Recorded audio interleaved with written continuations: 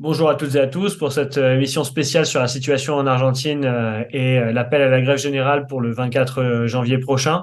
On a décidé aujourd'hui de faire cette émission avec Révolution Permanente pour pouvoir discuter un peu de la situation qui s'accélère de jour en jour depuis plusieurs semaines maintenant en Argentine, qui depuis le 10 décembre a vu comme nouveau président Javier Milei, qui était disons, une forme de journaliste, économiste, libertarien un peu marginal, qui passait à la télévision, qui était appelé souvent le fou en Argentine, et qui est devenu, depuis le 10 décembre, le nouveau président argentin, un président ultra-réactionnaire, ultra-libéral, autoritaire, qui avait gagné les élections notamment contre l'ancien ministre de l'économie du gouvernement de Alberto Fernandez, qui a précédé Javier Milei et son nouveau gouvernement.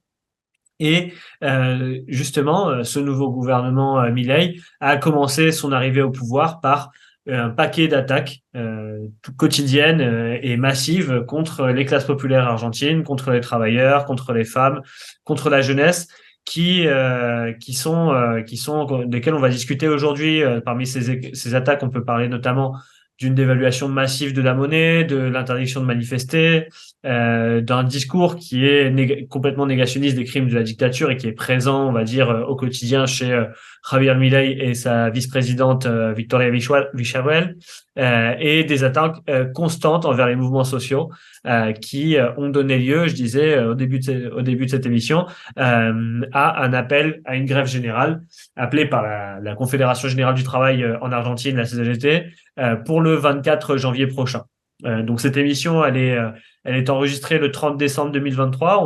On est aujourd'hui avec Sol, dirigeante du Parti des travailleurs socialistes en Argentine, l'organisation sœur de Révolution Permanente en France, et membre du réseau international La Izquierda Diario, dont est aussi membre Révolution Permanente. Elle est aussi référente du Pain et des Roses et de la Commission des femmes de l'usine récupérée de Madigraf. Donc Sol, aujourd'hui, merci pour ta présence déjà pour cette émission. Bonjour, Euh, merci beaucoup Julien. pour commencer peut-être et aller directement dans le vif du sujet, on va parler directement de cet appel à la grève générale parce que c'est un peu un changement total, non, dans la situation politique en Argentine avec les derniers événements qui sont venus ces derniers jours. La CGT appelle à une grève générale le 24 janvier prochain. Est-ce que c'est le signe d'une accélération de la situation politique en Argentine? Qu'est-ce que tu en penses? Est-ce qu'on est en train de voir renaître la lutte des classes après des années de passivité en Argentine? Oui, exactement Julien. La CGT a enfin défini une grève nationale avec mobilisation, comme tu disais, le prochain 24 janvier contre les mesures d'austérité sauvages et autoritaires qu'a lancé Milei avec les grands patrons, bien entendu, et le Fonds monétaire international. Cette exigence s'était fait sentir dans les rues et les casserolades en Argentine depuis le 20 décembre. La passivité des dernières années, comme tu dis, finalement commence à être rompue et une nouvelle conjoncture ou situation s'ouvre dans notre pays et des affrontements aigus entre le gouvernement d'un côté, soutenu par le grand capital, et la classe ouvrière et les secteurs populaires vont commencer. Donc, vraiment, nous sommes face à une situation historique pour l'Argentine. Mais alors, qu'est-ce que ça veut dire? C'est la CGT qui est en train de briser cette passivité, justement, dont on parlait du mouvement ouvrier, parce qu'elle avait été complètement absente, justement, la CGT, pendant le gouvernement d'Alberto Fernandez. Elle n'a pas fait de grève depuis près de 4 ans maintenant en Argentine. Qu'est-ce qui a changé? Pour te résumer, la résistance, elle a commencé le 20 décembre avec la mobilisation qui a été le premier défi dans la rue au gouvernement de Milei. Son plan d'austérité et le protocole répressif qu'avait annoncé Bullrich. Ce jour-là, nous, on a constitué un bloc commun de toute l'extrême gauche, et le syndicalisme combatif, les piqueteros, qui sont les mouvements de chômeurs et les mouvements sociaux en Argentine, et on a pu défier le gouvernement et le protocole de Bullrich. Puis la résistance, elle a continué cette même nuit après que le président a décrété le fameux DNU ou décret de nécessité d'urgence.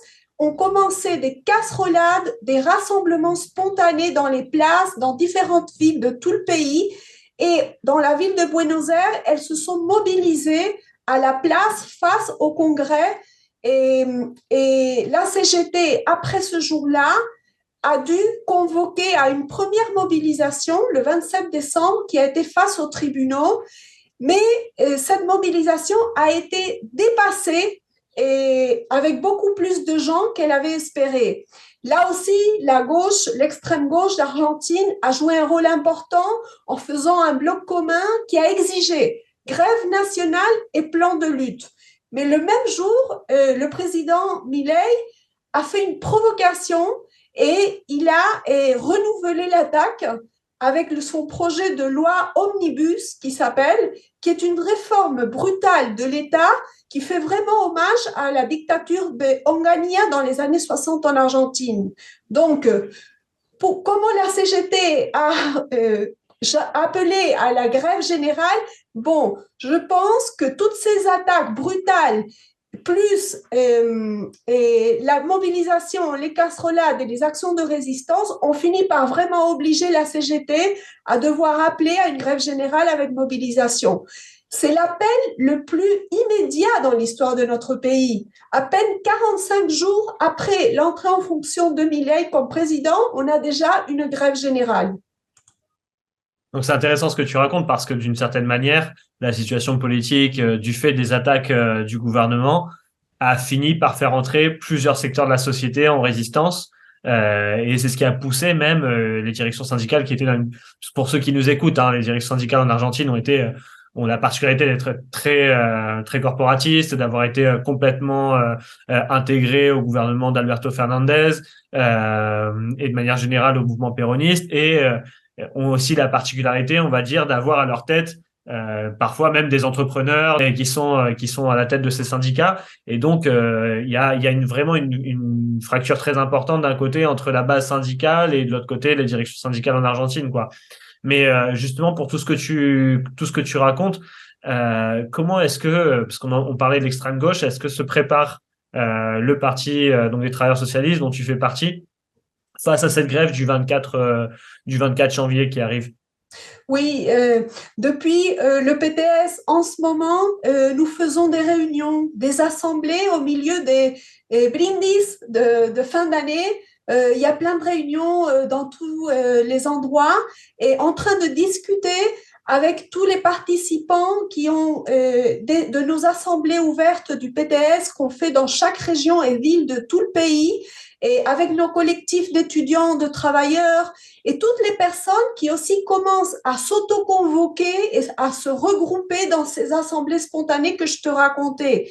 Et bien sûr, on est en train de discuter avec toute l'avant-garde d'Argentine, ouvrière, d'étudiants, des femmes, de la jeunesse, l'importance de prendre dans nos mains la préparation de cette journée nationale de grève pour pouvoir la transformer en un vrai premier pas d'un plan de lutte qui puisse mettre en échec ce brutal plan d'austérité de Milei et ses amis. Parce que vraiment, on pense que c'est fondamental et préparer ces 20 jours à partir du 2 janvier après les fêtes, il restera 22 jours pour préparer une mobilisation vraiment massive et en organisant dans tous les endroits de travail, chaque quartier et tout, pour prendre en main cette grève active. Pour nous, c'est très important parce que si ces affrontements continuent, probablement se développent des tendances à la radicalisation à gauche d'importants secteurs de la classe ouvrière et de la jeunesse. Ce que nous, on appelle des éléments pré-révolutionnaires, c'est-à-dire qui tendent à briser les règles de la lutte normale, ce qui serait un changement 180 degrés opposé à la situation qu'on vient en Argentine et de droitisation pendant la dernière période. Donc, c'est un grand défi pour nous ici en Argentine. Non, mais justement, par rapport à ce que tu expliques sur l'enjeu de faire de la journée du 24 janvier, pardon, une journée prise en main par la base syndicale, par la jeunesse, par les femmes dans le pays, et que c'est justement ça, c'est le pari du PTS et de l'extrême gauche de pouvoir faire de cette journée une première journée de lutte pour en mettre fin aux attaques du gouvernement Milei et imposer une défaite au gouvernement Milei. Je pense que c'est important, voilà, de comprendre cette journée comme le début et pas comme une fin de cette bataille, justement parce que le risque en fait qui pourrait et qui est déjà un peu visible en fait dans la situation actuellement en Argentine, c'est que chacun pourrait essayer de négocier une petite partie potentiellement de la loi qui pourrait être présentée, la loi omnibus dont tu parlais jusqu'à présent, jusqu'à maintenant, de négocier par chaque secteur les conditions de cette loi, mais non pas d'imposer une défaite totale de cette loi, un recul total de la loi, mais plutôt essayer de s'accommoder d'une certaine manière en fonction des différents secteurs de l'opposition et de leur lien avec les directions syndicales. Et c'est pour ça que j'ai l'impression que c'est important d'insister sur cet aspect que tu disais, que la journée du 24, elle est le défi, elle pose le défi de la possibilité de créer un véritable plan de bataille pour imposer une défaite à Milei et pour aller jusqu'au bout. Parce que justement, on a parlé, alors tu as donné quelques exemples des attaques de Milei, tu as parlé de la loi Omnibus, tu as parlé du décret de nécessité et d'urgence, du protocole de Bullrich. Bon, on va dire que pour le public français, c'est pas forcément facile à comprendre toutes ces choses-là. Le système politique français est quand même très différent. Est-ce que je pourrais revenir un peu sur le plan de Milei et pourquoi est-ce qu'il y a eu une réponse aussi forte dans la première réponse a été déjà aussi forte dans la rue? Bien, le gouvernement de Milei, depuis qu'il a assumé, il a lancé une véritable guerre de classe, de plus en plus sauvage. C'est un plan d'attaque généralisé à tous les secteurs. Travailleurs avec ou sans contrat, précaires, chômeurs, femmes, universitaires, classe moyenne, petits commerçants, les secteurs les plus pauvres. Il a attaqué tout le monde. Il l'avait appelé pendant sa campagne électorale le plan tronçonneuse. Mais il avait promis qu'il allait faire payer l'austérité à la caste politique. Tout au contraire, Milei tente un reset de toutes les relations entre les classes et favoriser brutalement le capital financier et la grande bourgeoisie en Argentine, agricole, industrielle, pétrolière, beaucoup d'entreprises privatisées, les hommes d'affaires de la santé. Et ça, c'est le plan général. Et après, bon, il y a eu différentes mesures que tout le monde a commencé à voir et qui ont finalement tracé tout ce plan. Alors justement, ouais, tu disais ceux qui ont profité de ceux qui sont derrière le projet Milei, en fait, hein, d'un point de vue de la classe dominante argentine. On pense notamment à la décision de nommer aujourd'hui, pardon, en tant qu'ambassadeur français, un magnat de l'industrie du laboratoire en Argentine. Donc voilà, enfin, le nouvel ambassadeur argentin en France sera un magnat de l'industrie du laboratoire et de la pharmaceutique. Ça va être parmi toutes ces mesures-là. Il y a beaucoup de chiffres qui montrent comment ce sont les grandes entreprises et particulièrement les grandes entreprises pour lesquelles soit a travaillé Milei, soit qui ont participé à financer sa campagne, à le soutenir. On pense à, je sais pas, des grands entrepreneurs comme Eurnequian du système aéronautique en Argentine, des aéroports, pardon, en Argentine, qui profitent actuellement des mesures. Est-ce que tu pourrais revenir justement un peu plus dans le détail sur ces mesures-là qui ont été prises et les réactions qu'elles ont créées? Bien, depuis que Milei il est devenu président le 10 décembre, il a pris 4 mesures. Tout a commencé le 12 décembre avec le plan Caputazo. Imaginez un plan d'attaque brutal du ministre d'économie avec des mesures néolibérales classiques.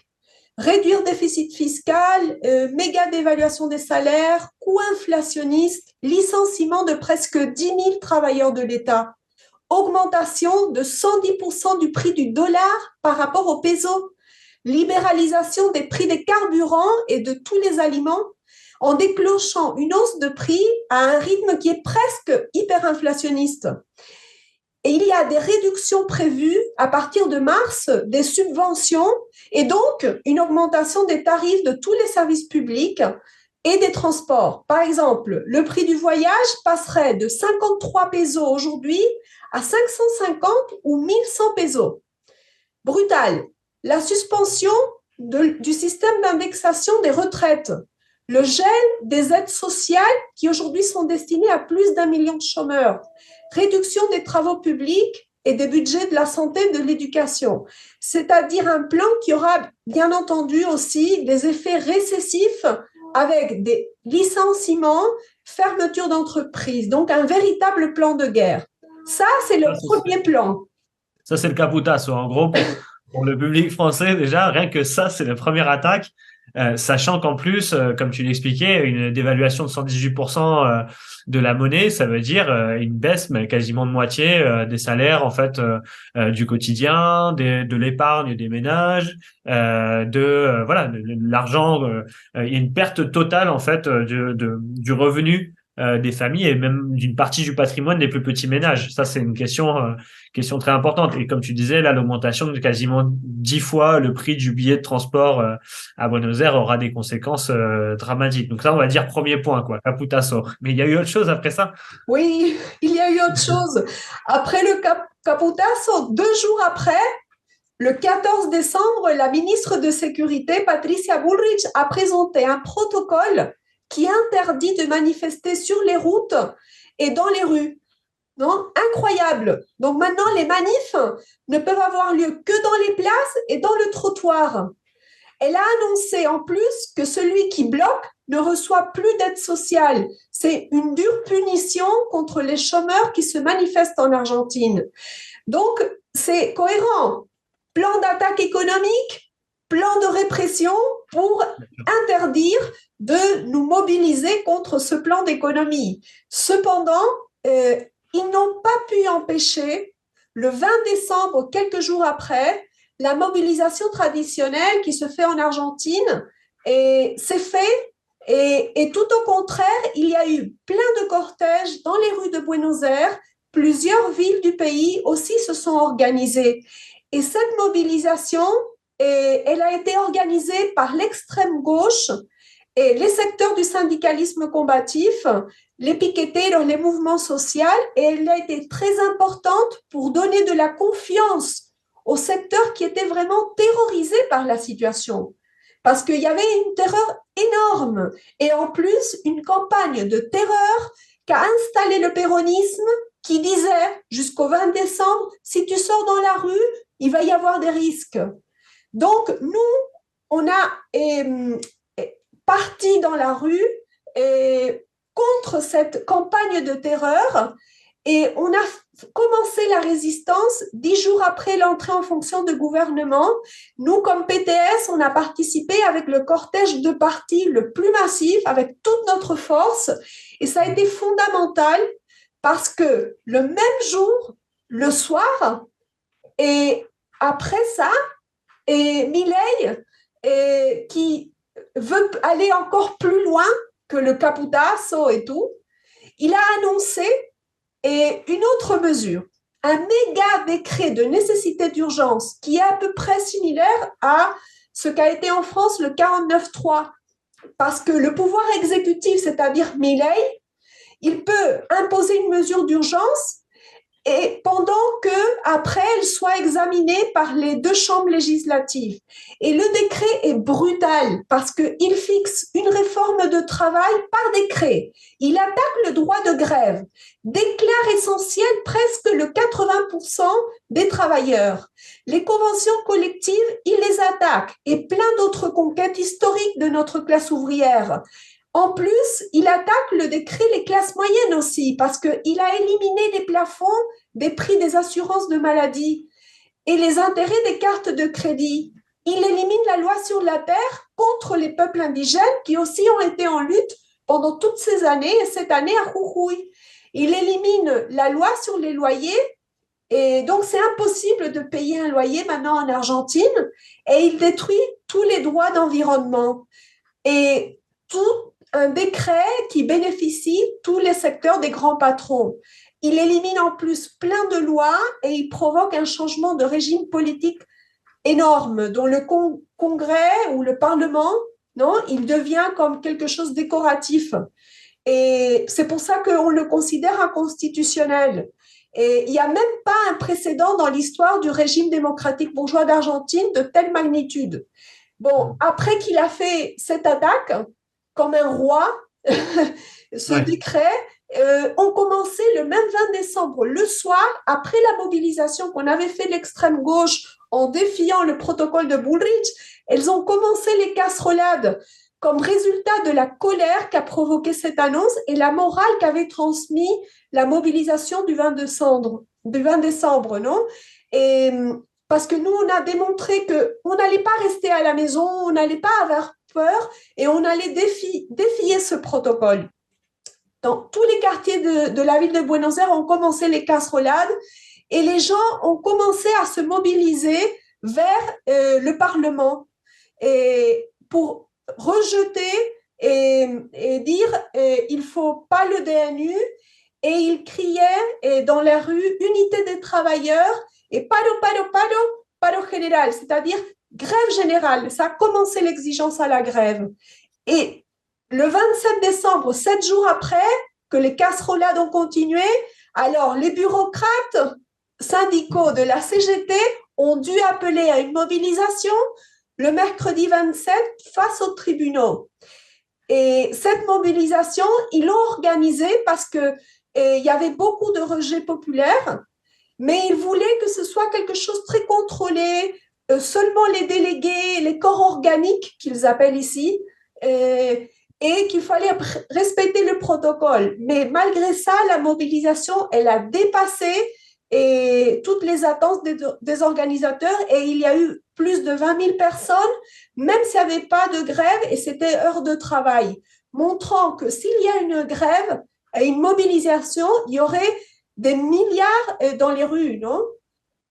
Oui, c'est ça. Il y a une situation, en gros, où les directions syndicales ont fait en sorte, dès le début, même si elles essayaient, pardon, de répondre à la pression de la rue, à la volonté d'avoir un véritable plan de lutte, à ces casserolades dont tu parlais, en réaction au premier plan, de Milei.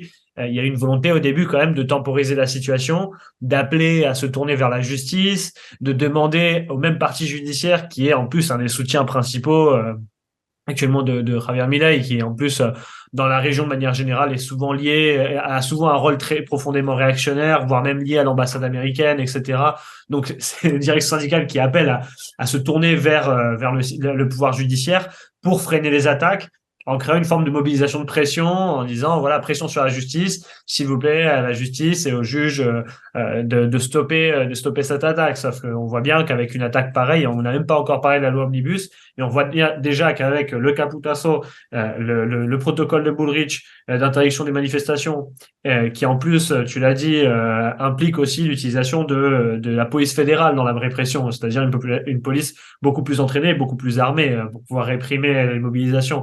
Et avec ça, une offensive institutionnelle avec le décret nécessité et d'urgence, on voit que voilà, il y a une nécessité de répondre à cette attaque qui a été demandée par la rue, mais dont les directions syndicales, au début en tout cas, n'étaient pas du tout conséquentes vis-à-vis de cette attaque.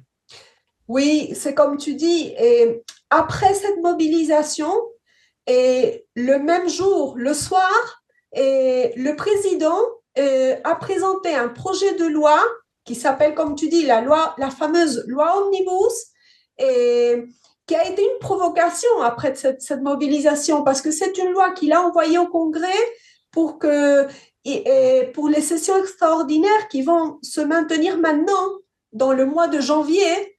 Et tout ça complète donc un scénario de guerre de classe lancé par Milei et ses amis. Et cette loi Omnibus, elle ajoute une délégation de pouvoir extraordinaire qui rend pratiquement le Congrès décoratif et c'est une modification complète du système d'élection des députés. Et donc, ça liquiderait la proportionnalité et bien entendu les minorités, comme dans notre cas, le front de gauche. Et si ce plan est imposé, ça serait un bonapartisme complet. Après ça, la CGT s'est réunie et elle a dû, le 28, appeler à la grève générale pour le 24 janvier avec mobilisation. Voilà, ça, il y a une double pression en gros entre la gravité de l'attaque d'un côté et la première résistance qu'on a vue dans la rue le 20 décembre, quoi, qui oblige une entrée en lutte du mouvement ouvrier, une entrée dans l'action en fait du mouvement ouvrier qui devient quasiment impossible.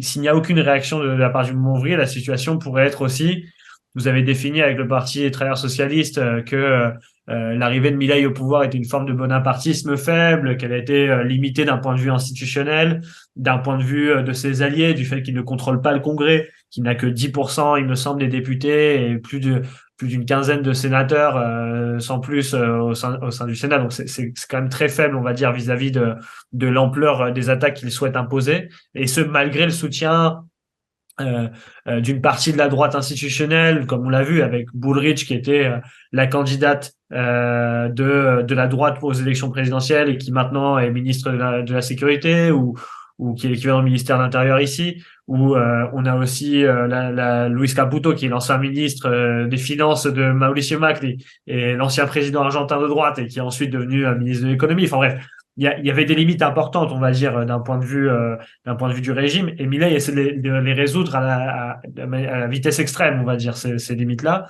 Et le défi qui se trouve sur cette journée du 24, c'est que il se pose la question même de la possibilité de pouvoir stopper les tendances bonapartistes, desquelles est en train d'essayer de s'armer Javier Milei pour essayer de résoudre la crise profonde du régime, parce que je pense que beaucoup, en nous écoutant, doivent aussi se poser la question de comment est-ce qu'on en est arrivé là. Comment est-ce qu'on est arrivé d'un régime argentin qui avait connu la crise de 2001, qui avait montré les limites profondes du néolibéralisme, qui avait montré un taux d'appauvrissement généralisé de la population, d'une révolte très importante en décembre 2001, dont le discours était qu'ils s'en aillent tous, que toute la caste politique parte, que de la droite comme du centre-gauche, etc. Mais comment est-ce qu'on en arrive là, justement? Comment est-ce qu'on arrive à ce qu'en 2023, c'est-à-dire 20 ans après cette grande crise de 2001, qui a montré toutes les limites des plans de Milei, d'une certaine manière. Il se revendique même du président des années 90, qui était Carlos Menem, qui a imposé tous les plans néolibéraux qui ont abouti à la crise de 2001. Comment est-ce qu'on en arrive à avoir un homme comme Milei, qui était considéré comme un fou il y a encore quelques années, dans un pays où il y avait autant de traumatisme sur la crise de 2001, de nouveau au pouvoir avec les recettes d'antan, quoi. Comment est-ce que tu l'expliques? Et cette question, je pense que elle est, tout le monde se demande ça. Je pense dans tous les journaux que j'ai lus, dans beaucoup d'endroits, c'est une grande question sur l'Argentine. Je pense aujourd'hui dans tout le monde. Et Milei, il est le représentant du capital financier, des grands patrons, de l'impérialisme.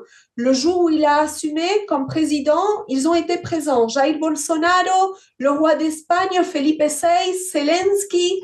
Il y avait des leaders d'autres couleurs politiques comme Gabriel Boric. Il a même reçu les salutations de Macron et des États-Unis de Trump et de Biden. Notre députée Miriam Bregman avait baptisé dans un des débats présidentiels à Milei comme le chaton câlin du pouvoir économique, qui a été une phrase fameuse. Et comment on en est arrivé là? Et nous caractérisons que l'Argentine traverse une crise organique depuis l'année 2012. Et cette crise s'était approfondie en 2018. Le gouvernement de Milei serait une tentative bonapartiste faible, comme tu disais, pour résoudre cette crise organique par la droite et en bénéfice du pouvoir économique le plus concentré. Et on le pense comme ça. Parce que c'est ça, et pour ceux qui nous écoutent, une crise organique, c'est le terme qui est repris du révolutionnaire Antonio Gramsci pour essayer d'expliquer justement qu'il y a une crise profonde de l'État dans son sens le plus large possible, c'est-à-dire non seulement de l'institution d'État en tant que telle, mais aussi de l'ensemble de ses relais qui organisent la domination d'une classe sur l'autre. Et donc cette crise organique, comme tu dis, c'est une crise non seulement du régime argentin, mais de l'ensemble des mécanismes du consensus qui existe dans la société argentine, qui est en crise. Et le fait de vouloir renforcer cet État, de vouloir passer, on va dire, du consensus à la domination, c'est un peu ce qu'essaie de faire Milei actuellement avec son plan économique et autoritaire dans la situation en Argentine. Mais comment est-ce que tu disais que cette crise, elle a commencé en 2012? Qu'est-ce que tu veux dire par là, une crise organique qui commence en 2012? Oui, en 2012, c'était la fin des gouvernements kirchneristes et là a commencé une fin du cycle expansionniste ou de croissance économique. Ça a fini la croissance économique du kirchnerisme pendant les années 2012 et l'économie argentine depuis 2012, elle est dans une stagnation. Et ça, c'est la base structurelle de la crise organique. À ce moment, en 2012, quand on commence la stagnation et ça finit la croissance, commence une crise politique pour le péronisme qui choisit de plus en plus des candidatures et des coalitions de plus en plus à droite. Il ne peut pas gagner les élections. En 2015, c'est le gouvernement de droite de Macri qui gagne les élections. Il essaye une sortie de cette situation économique à la droite, mais graduelle, mais il est obligé à passer à une tentative d'attaque beaucoup plus profonde. Il essaye une attaque énorme de réforme des droits de travail, des pensions, de tout. Mais ceci a terminé par déclencher le 14 et 17 décembre 2014 des journées de résistance énormes en Argentine qui ont fait échouer le plan Macri. Donc, il a dû s'endetter avec le Fonds monétaire international et les conditions économiques et sociales, elles se sont aggravées. Donc, en 2018, la crise économique qui avait commencé en 2012, elle s'est approfondie. En 2019, revient au pouvoir le péronisme avec une coalition avec Alberto Fernández, Cristina Fernández de Kirchner et Sergio Massa, qui a été le ministre d'économie et candidat du péronisme récemment dans les élections. Mais ils n'ont pas réussi à résoudre la crise. La situation, elle s'est détériorée davantage, mais grâce à la collaboration de la bureaucratie syndicale et une grande partie des mouvements sociaux qui font partie de la gauche péroniste, comme Cayetanos, Union des travailleurs de l'économie populaire, qui sont liés à l'Église catholique et sont dirigés par Grabois, là, le courant classiste et combatif, Corriente Clasista y Combativa, ou le mouvement Evita. Et eux, ils ont réussi, grâce à leur collaboration, à éviter des luttes de résistance. Et ceci a généré une crise de représentation avec le péronisme entre représentants et représentés. Et sans lutte de classe, de cette situation a émergé en peu de temps, depuis 2021, une alternative d'extrême droite autour de Milei.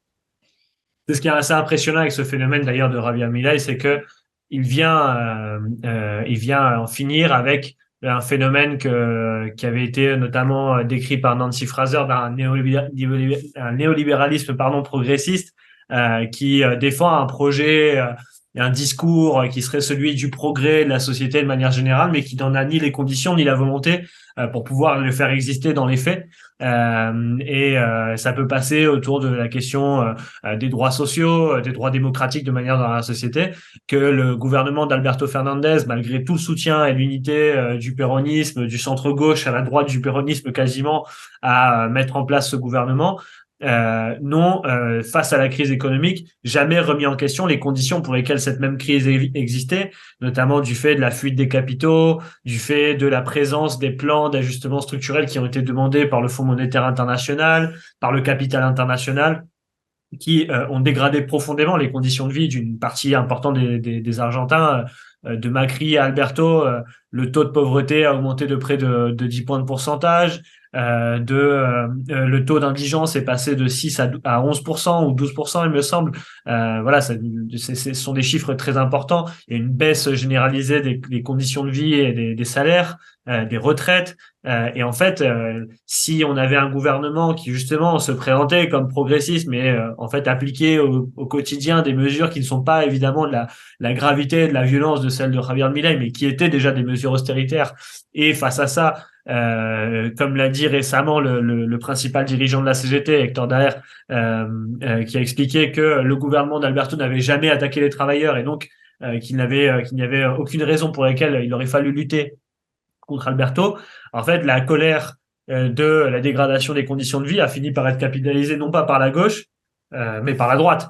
Même si après on pourra discuter de l'influence actuelle des mouvements révolutionnaires de la gauche, de l'extrême gauche et du Parti des travailleurs socialistes tout particulièrement, mais on voit que voilà les trahisons successives d'un gouvernement et le fait que les directions syndicales aient appelé et contribué à une passivité totale de la situation politique a contribué à ce que même les couches les plus populaires de la société, les couches qui vont peut-être même le plus souffrir de la crise économique qu'est en train d'essayer de déclencher Javier Milei, l'ont soutenu dans les élections, ont voté pour lui. C'est ce qui explique aussi un recul tellement fort du péronisme dans des espaces historiques, électoralement, où il était très fort, comme la province de Buenos Aires, etc., qui était un peu son bastion historique. Donc voilà, enfin, toutes ces conditions, elles ont donné un peu lieu à ce que tu as appelé donc les caractéristiques du bonapartisme du gouvernement de Milei, c'est ça? Oui, complètement d'accord. Et avec toute l'analyse de la trahison que tu fais de la CGT pendant toute cette étape, et imagine que maintenant il va y avoir une grève générale et sûrement la mobilisation va être grande. S'ils auraient appelé à la grève avant, sûrement ça aurait été comme ça. Donc, je pense que c'est une grande responsable, la passivité, comme tu dis, de cette sortie par la droite. Mais justement pour ça, et maintenant, c'est l'opportunité de donner une sortie par la gauche au plan plus néolibéral, plus capitaliste sauvage ou capitaliste régulé, mais qui finalement sont des plans d'austérité l'un et l'autre. Et comme tu disais, oui, le bonapartisme de Milei, pour nous, c'est un changement important. Et cette tentative bonapartiste, et bon, c'est un terme français et que nous utilisons ici. Et donc, Milei, depuis l'institution du président de la République validée par les urnes, il a le soutien du capital financier international, la grande bourgeoisie argentine, il a le pouvoir répressif de l'État, même avec Vicharuel, comme tu disais. Il a l'aide de l'aile trumpiste de l'impérialisme américain et même la droite sioniste d'Israël. Et depuis là, ils veulent apporter une solution à la crise qui défende les intérêts de la classe dominante en cherchant à s'imposer par-dessus tous les mécanismes institutionnels comme le Parlement, en menaçant avec des méthodes répressives les plus dures. Cependant, on pense qu'il est faible parce qu'il doit mettre en œuvre un terrible plan très brutal, mais il est dans un régime démocratique bourgeois, et il n'a pas de pouvoir institutionnel, sauf la présidence. Il a peu de pouvoir institutionnel propre en dehors du pouvoir exécutif parce qu'il a une minorité dans les deux chambres du Congrès et il n'y a aucun gouverneur des provinces qui soit de son parti de la liberté. Donc, en plus, le parti militaire, même s'il lui donne de la force et il fait part de son gouvernement et il essaye de se récomposer avec Vicharuel et tout ça, mais il est très loin en Argentine de surmonter une crise historique du parti militaire après la défaite des Malvinas en 1982 et la mémoire des crimes de la dictature militaire de 1983. S'il y a une forte répression en Argentine, je pense que tous les secteurs, la classe moyenne, le mouvement des étudiants, les femmes et tous les travailleurs vont sortir dans la rue. Et donc, il faut penser à ça. Ils n'ont pas encore pu, ce parti militaire, transformer son poids électoral en mobilisation dans la rue. Donc, c'est un bonapartisme important, fort, des pouvoirs économiques concentrés, mais faibles. C'est très intéressant ce que tu expliques parce que on voit que ces catégories qu'on peut souvent utiliser, même nous sur Révolution Permanente, on les a utilisées très souvent pour analyser non seulement la situation internationale, mais aussi la situation en France de certaine manière. Ce sont des catégories qui sont aussi très dynamiques dans le sens où elles impliquent que le rapport entre les classes peut se jouer aussi dans des batailles un peu décisives. Et cette date du 24 janvier, elle a un peu ce caractère de date décisive. Et tu l'as dit, Milei pourrait peut-être, d'une certaine manière, malgré lui, j'imagine, mais réveiller une forme d'unité en attaquant autant de secteurs de la société en même temps. Par exemple, il a annoncé récemment le passage à la privatisation de certaines universités, la fin de la gratuité des universités publiques pour les étudiants étrangers, qui était un exemple un peu continental en Amérique du Sud, de l'université dans laquelle on pouvait aller étudier gratuitement. Il a aussi annoncé tout au long de sa campagne au présidentiel, une campagne très profondément réactionnaire contre les femmes, en s'attaquant notamment au droit à l'avortement, qui a été une conquête très importante du mouvement féministe en Argentine en 2018. Donc voilà, moi, je pensais, on a discuté un peu du rôle décisif que va avoir la classe ouvrière. Est-ce que la classe ouvrière a des alliés comme les femmes et la jeunesse sur laquelle elle peut et doit compter pour faire face à la situation à venir? Oui, bien sûr. Je pense que le mouvement des femmes et de la jeunesse représente des réserves stratégiques et des points d'appui essentiels pour la classe ouvrière aujourd'hui. Justement, dans le PTS, on discute beaucoup aussi sur ça. Et les femmes ont sans aucun doute été à l'avant-garde de la lutte pendant ces dernières années en Argentine, avec des mobilisations qui ont eu un impact international, en particulier depuis 2015 contre la violence machiste ou machiste, je ne sais pas comment on dit là-bas, la tchèque, et avec le mouvement Ni Una Menos, et qui voulait dire pas une de moins contre les fémicides. Et ce mouvement a émergé en 2015 et après il a continué avec la marée verte qui a eu une apogée énorme avec les filles et des lycéennes, des universitaires, etc., en 2018 pour le droit à l'avortement. Les femmes ont été et sont aussi protagonistes des luttes les plus importantes de la lutte de classe pendant les dernières années. Comme à Jujuy, récemment, les femmes ont joué un rôle fondamental. À Guernica, elles ont joué un rôle fondamental. Dans les usines récupérées, comme Madigraf, les femmes jouent un rôle fondamental.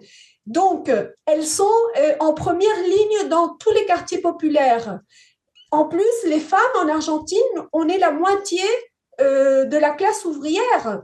Et nous sommes la plupart des enseignants et des travailleurs de la santé qui sont des secteurs qui vont justement, comme tu disais, être très attaqués.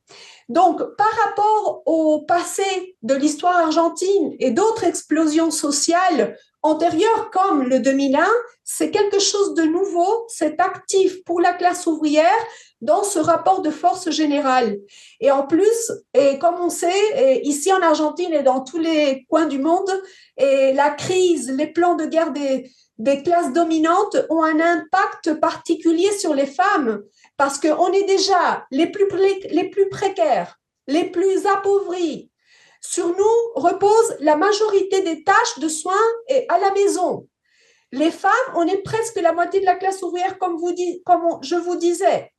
Donc, et on pense que vraiment les femmes vont jouer un rôle fondamental et peuvent être une réserve stratégique pour la classe ouvrière qui va être une vraie surprise pour le pouvoir capitaliste et qui pourra mobiliser des secteurs audacieux, combatifs et qui pourra aider les secteurs qui ont encore peur ou sont plus conservateurs. Et la jeunesse, comme tu disais, va avoir une épreuve très importante en Argentine. Et les jeunes étudiants, le mouvement étudiant en ce moment, il est en vacances parce qu'il n'y a pas des classes, mais il participe et il fait partie de toutes les casserolades. Ici, à la zone nord, par exemple, il y a eu des grandes casserolades où les universitaires ont été ceux qui ont pris place à être les premiers à les développer avec plus de 600 personnes, par exemple. Et donc, ils font partie des casserolades en tant qu'individus, mais aussi, ils commencent à avoir des rassemblés ou des rassemblements à la porte des universités, comme hier à l'université de Philo, de la UBA, il y a eu une première assemblée. Même s'il n'y a pas de classe, ils se sont déjà réunis pour lutter. Ici aussi, on a le problème des directions, comme dans le mouvement ouvrier. Bien sûr. Et là, il s'agit des directions des étudiants où, au lieu du péronisme et de la CGT, il y a les centres d'étudiants des kirchneristes, oui, qui est plus le centre-gauche, et la Franja Morada, qui est le collectif du traditionnel de l'opposition de Juntos por el Cambio. De la droite traditionnelle argentine. Oui, exactement. Et nous, on pense qu'eux aussi sont responsables de la démobilisation pendant toutes ces années du mouvement des étudiants. Donc, il faut lancer avec toutes nos forces, réagrouper tous les étudiants pour exiger au centre d'étudiants qui doivent se mettre au service de la lutte. Une autre chose importante, nous pensons que les lycéens, même si Milei a eu beaucoup de votes dans la jeunesse, les lycéens peuvent devenir une avant-garde importante dans la jeunesse des étudiants. Et surtout les jeunes filles qui, après la pandémie, où elles étaient petites quand c'était la lutte pour l'avortement, mais elles ont pris part de cette lutte des femmes et elles sont une référence importante et elles naissent maintenant à la vie politique en donnant la lutte politique contre les libertariens dans les écoles. Elles s'affrontent contre les machistes et tout. Et on voit ça dans les lycées. C'est quelque chose de très intéressant pour lutter aussi contre les valeurs de droite et réactionnaires qu'a ce gouvernement terrible. Et alors, on pense que, comme tu dis, le mouvement des femmes et les secteurs des étudiants, les lycéens, les lycéennes seront un endroit fondamental pour lutter contre ce gouvernement. Justement, comme tu l'as dit en plus tout à l'heure, quand tu faisais la référence au gouvernement de la dictature de Onganía, une des raisons pour laquelle cette même dictature est tombée, c'est pour l'Union ouvrière et étudiante qui s'est exprimée dans la lutte de la profonde lutte des classes qui s'est exprimée à Cordoba, le Cordobazo en 69, qui est un peu voilà l'expression de la grande vague révolutionnaire des années 68, qui avait aussi eu lieu en France, etc., et qui s'était exprimée en Argentine, et c'était passé notamment par une grande union ouvrière étudiante contre le gouvernement. Et je pense que c'est très intéressant justement de pouvoir aussi regarder un peu les leçons de tout ça. Et parmi ces leçons, il y a la tendance qu'il y a eu après cette période à ce que beaucoup des mouvements sociaux, particulièrement ensuite dans les années 90, ont été très largement cooptés, divisés en différents mouvements segmentés, qui ont chacun à leur tour en fait eu un lien différent en fonction des gouvernements qui sont tournés, mais en tout cas qui est passé par la division totale entre mouvements sociaux et mouvements ouvriers. Et comme tu le disais tout à l'heure sur le mouvement féministe, c'était très visible parce que une des choses qui a vidé le mouvement féministe de la rue après 2018 et après la marée verte et la conquête de l'avortement et l'un des plus grands mouvements sociaux qui a touché l'Argentine dans ces dernières années, il y a eu le féminisme qu'on a appelé des ministères, le féministe que justement a attaqué beaucoup Javier Milei, non, mais qui était relié au péronisme et au centre-gauche et qui était complètement déconnecté d'une certaine manière du mouvement ouvrier. Et il y a un enjeu, le Parti des travailleurs socialistes, justement, il y a eu un enjeu ces dernières années à construire des collectifs comme on essaie de le faire un peu nous aussi avec Révolution Permanente, non seulement le collectif féministe du Pain et des Roses qui là-bas s'appelle Pañeros, mais qui est une internationale féministe et socialiste, on va dire, aussi présente en Argentine. Vous avez vos collectifs de jeunesse qui sont présents dans 42 universités, il me semble, sur 73 universités dans tout le pays. Dans le mouvement lycéen, comme tu l'as dit, malgré le fait qu'il y ait beaucoup de jeunes, surtout des jeunes hommes qui votent ou qui ont voté pour la première fois Javier Milei, ils ont réussi à faire face à la réponse des femmes, des jeunes femmes en fait, qui sont conscientes que Javier Milei va attaquer leurs droits. Mais justement, pour en parler un peu, parce qu'on a parlé donc du régime argentin, on a parlé de son état actuel, de la tentative de renforcer une offensive bonapartiste forte. On a parlé du rôle que va avoir le mouvement ouvrier s'il parvient à faire de cette journée du 24 janvier une véritable lutte, un affrontement très fort contre le gouvernement de Milei et pour pouvoir stopper ces attaques massives. Maintenant, je pense qu'il faudrait aussi qu'on parle un peu du rôle de l'extrême gauche, parce que si on fait cette émission, c'est pas seulement pour parler d'un pays à un autre, de la situation précise du rapport entre les classes de manière objective, mais aussi du rôle de révolutionnaire dans ce genre de situation. Et c'est pour ça qu'on a préparé cette émission ensemble. Avec Révolution Permanente, on insiste beaucoup et on en a suivi beaucoup. Et d'ailleurs, pour ceux qui suivent cette émission, vous pouvez regarder tous les articles qu'on a traduits récemment de la Izquierda Diario et de nos camarades du PTS en Argentine, qui est notre international sur place. Disons que maintenant, il faudrait se poser un peu la question de le rôle qu'a joué et que veut jouer le Parti des travailleurs socialistes en tant qu'organisation qui est à la fois présente, tu l'as dit tout à l'heure, aux élections présidentielles, qui a la candidate Myriam Bregman au sein du Front de gauche et des travailleurs unifiés, avec d'autres organisations d'extrême gauche, avec lesquels il y a des débats, bien sûr, on y reviendra. Le PTS a aussi une présence, on a dit, dans le mouvement des femmes, dans le mouvement étudiant, dans le mouvement ouvrier. C'est une intervention quotidienne pour dénoncer le gouvernement de Milei, pour prévenir sur la gravité des attaques qui attendent la classe ouvrière. Mais justement, parlons-en. Sur quoi peut s'appuyer le PTS? Comment est-ce qu'il s'est préparé sur le long terme déjà pour préparer ce genre de situation? Et comment est-ce qu'il va préparer plus spécifiquement le 24 janvier? Bien, et d'un côté, et comment on se prépare comme PTS pour l'étape qui commence, non? Et après, comme tu disais, pour le 24 qui est dans 22 jours. Et une spéciale salutation pour tous les camarades de Révolution Permanente, parce que nous aussi, depuis l'Argentine, on a suivi avec beaucoup de passion toutes les épreuves de la lutte de classe, et aussi on apprend beaucoup des conclusions de Révolution Permanente pour pouvoir intervenir maintenant et dans la lutte de classe qui recommence en Argentine. Et alors, bon, depuis le PTS, nous, d'un côté, et depuis des années où il y avait baisse lutte de classe, on a continué à construire des fractions et des collectifs dans différents syndicats. On est même dans plus de 60 syndicats dans tout le pays. Et ceci nous a permis d'avoir des dirigeants et des dirigeantes ouvriers qui sont expérimentés, qui sont des référents, qui ont une importance vitale face à la situation qui se vient pour être des référents pour la lutte qu'on doit faire. Par exemple, je te donne quelques exemples qui pour nous sont très importants et très valorables et dans notre courant.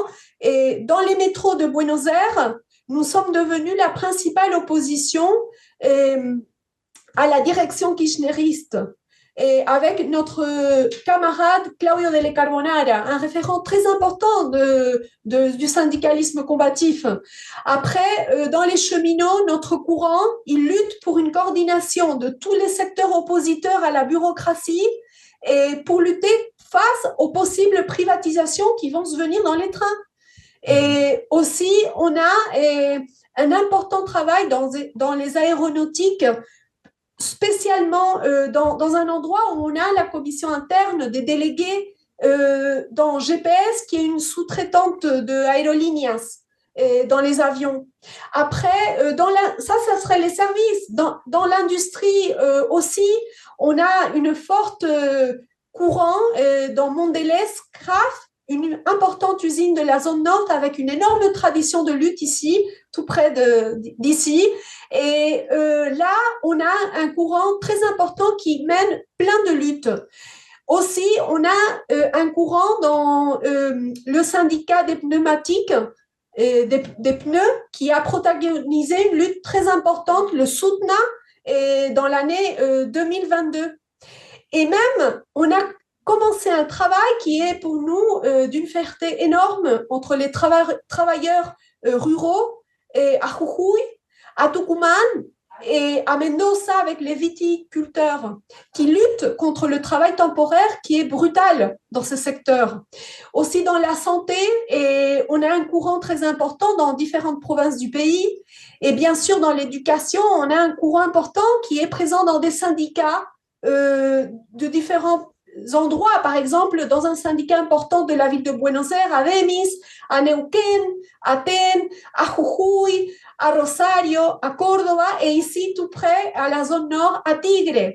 Et aussi, on a des exemples qui, pour nous, sont importants face aux licenciements, aux fermetures d'usines, qui sont Sanon, la céramique à Neuquén, ou Madigraf à la zone nord, qui sont des exemples de comment lutter contre la fermeture et défendre les postes de travail. Et là, on a une importante accumulation ou expérience stratégique dans différents secteurs du mouvement ouvrier. En plus, on a un travail qui pour nous est très important des assemblées permanentes de chômeurs et travailleurs précaires qui luttent aussi pour le logement et pour le travail, comme à Guernica, à Magaldi, en Rosario, à La Plata ou à Mendoza. Donc, c'est quelques exemples qu'on a pu avoir pendant ces années de baisse lutte de classe, mais pas sans difficulté, bien sûr. dans la classe ouvrière qui maintenant ont un rôle important pour se fusionner avec les secteurs d'avancée qui vont sortir à la lutte. À partir de ça, en plus, et pendant 1 an et demi, grâce aux figures de nos députés et la lutte politique que nous avons menée avec beaucoup de force, et avec Miriam Bregman au Congrès, Nicolás del Caño, Alejandro Vilca, maintenant Cristian Castillo, on a organisé des assemblées du PTS et dans toutes les régions du pays, dans toutes les villes, il y a des assemblées ouvertes qui font partie aujourd'hui des actions de résistance qu'on parlait tout à l'heure. Donc, on a un travail important de politique, de lutte politique, et depuis 2011 avec le Front de gauche, qui est un front électoral important parce qu'il soutient un programme d'indépendance de classe et pour le socialisme. Et ceci nous a permis de renforcer la lutte politique et idéologique et nous a renforcé le travail qu'on fait depuis l'Izquierda Diario, qui est fondamental, avec beaucoup de personnes qui lisent et ont comme référence l'Izquierda Diario, notre journal. Et aussi, on a commencé un travail contre tout routinarisme dans les réseaux sociaux, et en particulier la place de Miriam Bregman après la participation dans les débats présidentiels a été impressionnante. Et maintenant, Miriam a des millions de vues. Elle a plus de 50 000 je t'aime, me gusta, j'aime, je ne sais pas comment on dit en français. J'aime, oui. J'aime et tout ça. Et bon, Alejandro Vilca, bien sûr, Nicolás del Caño, qui était déjà le plus connu. Maintenant, Miriam et Alejandro Vilca, qui est pour nous très important parce que c'est un député ouvrier de Jujuy, indigène, et Cristian Castillo, un des principaux dirigeants politiques de notre parti et sociologue. Donc, ceci nous a permis de combiner, avoir des fractions dans différents syndicats, et avoir les assemblées, avoir les réseaux sociaux, l'Izquierda Diario et nos députés, de pouvoir atteindre des millions de personnes avec notre programme. C'est-à-dire, on veut donner une idée de programme, de quelle est la sortie face à cette crise. Et à travers une énorme agitation politique permanente. Par exemple, maintenant, on va faire un tract, sûrement, pour commencer à travailler pour la grève du 24, qui va être dans des vidéos de Miriam Bregman, qui va être des plaques sur les réseaux sociaux, l'Izquierda Diario, des notes, des vidéos et des tracts en papier pour aller dans les usines et dans toutes les places et tout ça. Et de cette façon, on se propose faire face à la situation et pouvoir agiter notre programme. Et aussi, on veut dénoncer les valeurs réactionnaires de ce libéralisme de droite. Et tout ça, on pense que ce sont les points d'appui pour renforcer l'émergence d'une force sociale et politique de la classe ouvrière, des femmes, de la jeunesse, qui puisse être décisive pour les événements à venir. Oui, ce qui est très intéressant dans tout ce que tu expliques, c'est que le PTS, finalement, pas une organisation qui a simplement, pendant un moment de lutte des classes faibles, etc., participé aux élections comme si c'était la seule possibilité de le faire, mais plutôt qu'il a articulé chacune de ses positions et le fait de pouvoir se présenter aux élections, de pouvoir dialoguer dans une crise économique aussi importante que celle qu'on vit actuellement en Argentine, enfin, que vous vivez actuellement en Argentine, de pouvoir présenter le programme socialiste, de pouvoir présenter les idées des révolutionnaires, la possibilité de résoudre cette crise avec un programme qui serait un programme pour l'émancipation de l'exploitation et de l'oppression.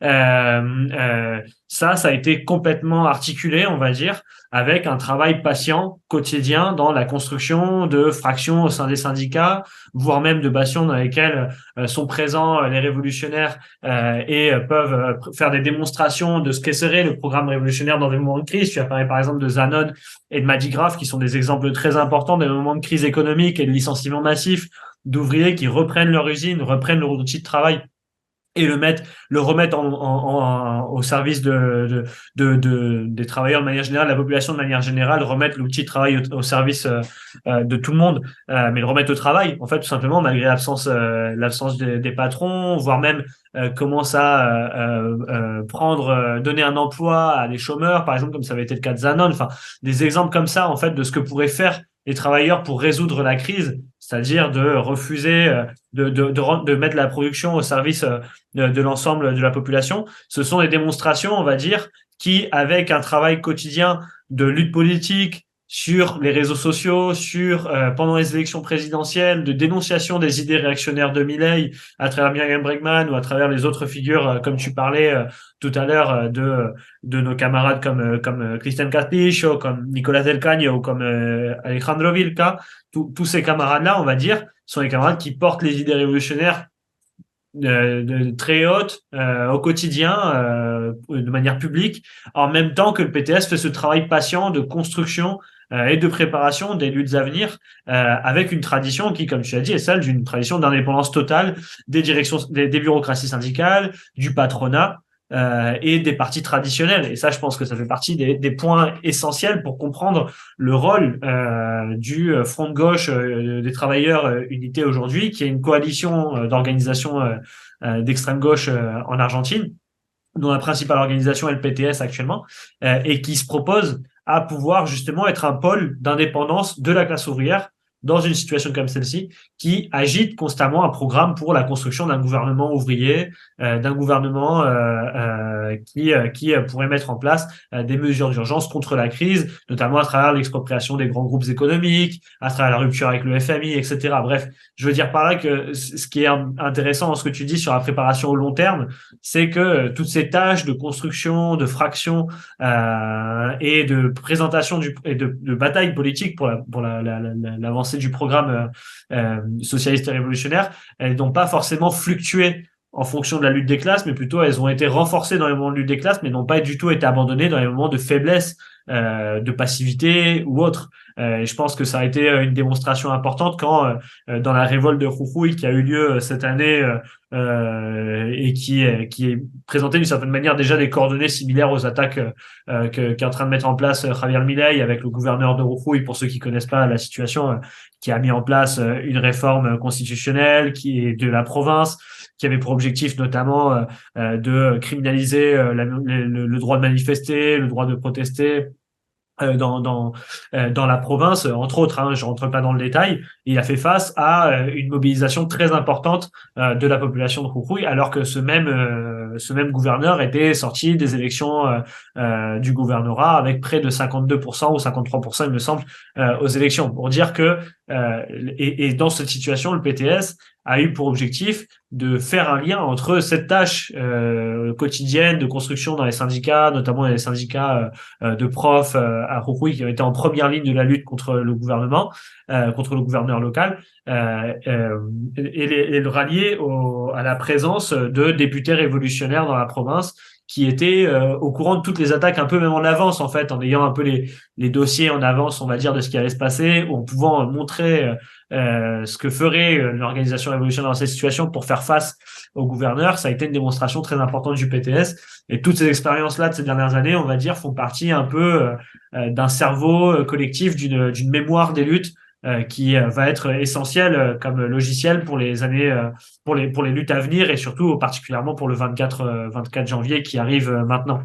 Justement, on a parlé de tout ça et de ce qu'on appelle les tâches un peu de préparation de ce genre d'affrontement.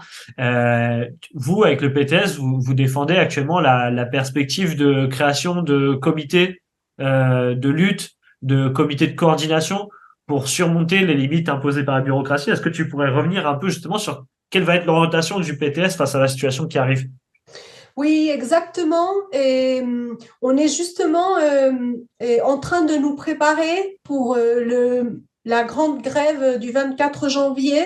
Et pour nous, ça va être des vacances et un été vraiment exceptionnel parce que ça va exiger que nous mettions toute notre énergie à organiser des réunions, distribuer des tracts, faire des graffitis, et faire des discussions, des réunions de coordination et mettre en pied des comités de lutte, des comités de coordination qui puissent préparer une grande mobilisation et avec des blocages de rues, de routes nécessaires pour garantir une première journée très importante. Nous savons qu'il y aura beaucoup d'obstacles, justement, donc c'est pour ça qu'on pense que c'est très important de mettre en pied ces comités de lutte et de coordination pour surmonter les limites que va imposer aussi la bureaucratie. Elle est aussi un de nos obstacles et c'est comme quelque chose de similaire, je pense, à l'idée du réseau pour la grève générale, le RGG, que vous luttiez en France.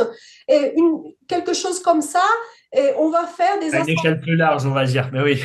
Oui, mais c'est un peu l'idée et de faire dans tout le pays, dans tous les endroits de travail qu'on peut, dans toutes les universités, dans tous les quartiers, des assemblées, et comme assemblée populaire, comité de lutte, comité de coordination, tout ce qui soit possible pour pouvoir mobiliser la plus grande quantité de force dans la rue ce jour-là. Nous savons que le protocole récessif de Bullrich est un signe de la peur qu'a la bourgeoisie en général et ce gouvernement en particulier à l'égard de la lutte de classe ouvrière, de la jeunesse, des femmes et des secteurs populaires.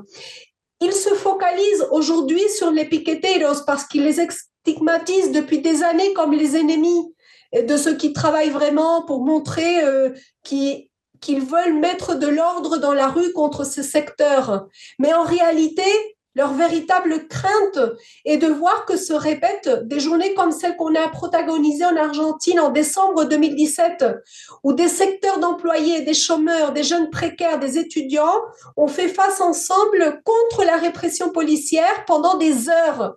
Et ils ont parvenu à liquider le soutien politique qu'avait le gouvernement de droite de Macri, qu'il avait obtenu lors des élections législatives. Ces journées avait ravivé le spectre des journées du 2001, lorsque la mobilisation populaire avait affronté l'état de siège et avait provoqué la chute du gouvernement et du président de la Rúa. Donc, nous nous préparons parce que nous pensons à cette perspective. C'est pour ça que les casserolettes qui ont commencé, pour nous, elles sont positives parce que c'est un début de réponse et nous luttons pour qu'elles se transforment en des vrais comités d'action organisés qui puissent se coordonner avec les travailleurs, les étudiants et prennent dans leurs mains la préparation de cette grève nationale du 24 janvier. Et le gouvernement et les patrons, ils misent sur les effets de démobiliser pendant les mois d'été. C'est pour ça qu'ils veulent maintenant passer toutes les attaques en été quand les gens sont en vacances. Mais nous, on va leur préparer une grande surprise. Et bien sûr, les militants qu'on se réclame socialistes, on a un défi énorme, que notre programme socialiste soit perçu comme une alternative par d'importants secteurs de travailleurs. On est prêt donc à participer de chacune des actions, des assemblées, des rassemblements, des luttes qui ont déjà commencé en visant à développer la conscience politique anticapitaliste et socialiste dans les secteurs les plus actifs et les plus avancés de la classe ouvrière, des femmes et de la jeunesse.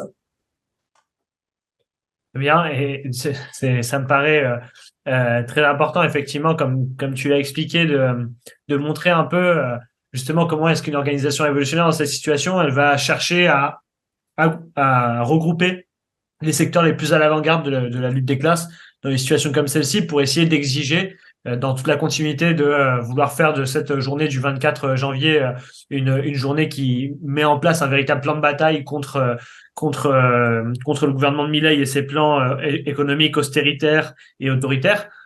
Justement, le fait de pouvoir imposer par la base et par en bas un plan alternatif à celui que essaie de proposer justement les bureaucraties syndicales qui restent pour l'instant qui n'ont fait que démontrer jusqu'à présent malgré cet appel à la grève du 24 une tendance à accepter et à accompagner les plans sociaux des gouvernements qui se sont suivis. Alors justement, est-ce que tu pourrais et on pourra peut-être terminer sur cette question, mais revenir un peu sur le programme que va porter le PTS et sur l'enjeu qu'il va y avoir dans une situation comme celle-ci. J'ai vu que vous appeliez notamment, faisiez un grand appel à toutes les organisations sociales, de chômeurs, les organisations du mouvement ouvrier ou les organisations extrême gauche, à construire un véritable front contre le gouvernement. Est-ce que tu pourrais revenir un peu sur toute cette proposition justement et puis voilà. Oui, nous luttons pour un programme contre toutes ces attaques néolibérales et pour une sortie en faveur des travailleurs. Et pour ça, on est en train de mettre beaucoup d'importance aux organisations qui surgissent d'en bas, comme tu dis, et on pense que ça serait très important que tous les secteurs de l'extrême gauche se mettent d'accord pour organiser une grande réunion où nous disons encuentro de trabajadores ocupados et desocupados, c'est-à-dire une grande assemblée de tous les secteurs du syndicalisme combatif, même avec des mandats d'assemblée, etc. Mais qu'on puisse coordonner un grand plan de lutte commun pour qui soit à la hauteur non, du défi qu'on a. Même impulser dans les régions, des coordinations régionales, et par exemple dans le Grand Buenos Aires, à la zone nord, à la zone ouest, dans le centre dans la ville de Buenos Aires, à Cordoba, à Neuquén, dans tous les endroits, nous luttons pour mettre en pied ces types d'organisations qui permettent depuis là de réunir plus de force pour lutter pour un programme qui donne une vraie sortie à la crise qu'il y a sur la classe travailleuse et le peuple argentin. Très bien, merci. Est-ce que tu as une petite conclusion peut-être à proposer sur tout ça ou...